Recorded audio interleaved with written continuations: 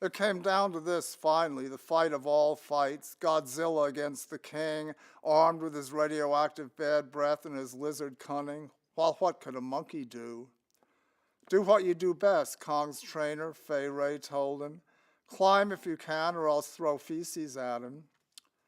Well, climbing was pretty much out of the question unless he climbed up Godzilla himself, the skyscrapers of Tokyo already demolished, but vis-a-vis Kongzilla wasn't that tall, and the other plan didn't seem sanitary.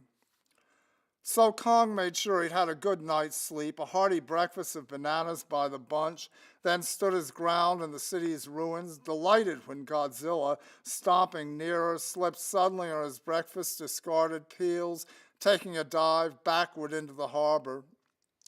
Godzilla could also breathe underwater, so soon enough he was climbing back out, dripping mud and dead crabs, except Kong by then had already accepted the winner's purse and was halfway back to his Skull Island home. King Kong would have made a lousy husband.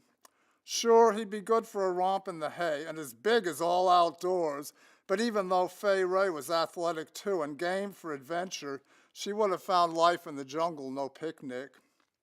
It's dirty and smelly with spiders and snakes, not to mention occasional dinosaurs, monsters, mercurial natives, all easy enough for Kong to cope with, but constantly in and out, tracking mud over freshly waxed floors, and that's not even mentioning tigers and lions.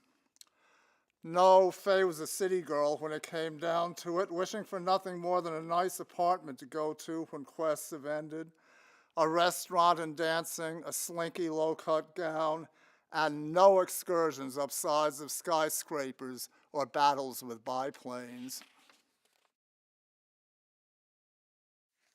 Suppose the animals all escaped from the Central Park Zoo, taking over the whole of Midtown Manhattan, swarming downtown, beavers gnawing the vitals out of Wall Street, but overall doing no worse than stockbrokers do, lions on the plaza at Columbus Circle, bears, if it is winter, descending below, hibernating on subways.